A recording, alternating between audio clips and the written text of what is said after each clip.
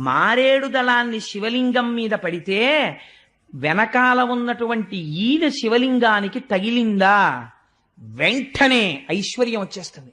మారేడు దళం బోర్లా పడిందా జ్ఞానం వస్తుంది. రెండూ కూడా ఫలితాలని ఇచ్చేస్తాయి. అందుకే శంకరుడి దగ్గరికి వెళ్ళి మారేడు దళంతో చేసేటప్పుడు కొన్ని నామాలు చెప్తారు. ఓం నిధనపతయే నమః, ఓం నిధనపతాంతికాయ నమః, ఓం ఊర్ధ్వాయ నమః, ఓం ఊర్ధ్వలింగాయ నమః, ఓం హిరణ్యాయ నమః, ఓం హిరణ్యలింగాయ నమః, ఓం దివ్యాయ నమః, ఓం దివ్యలింగాయ నమః అంటూ ఆ దళాలు వేస్తారు. త్రిదళం త్రిగుణాకారం త్రినేత్రం చిత్రయాయుధం త్రిజన్మ పాప సంహారం ఏకబిల్వం శివార్పణం అంటూను.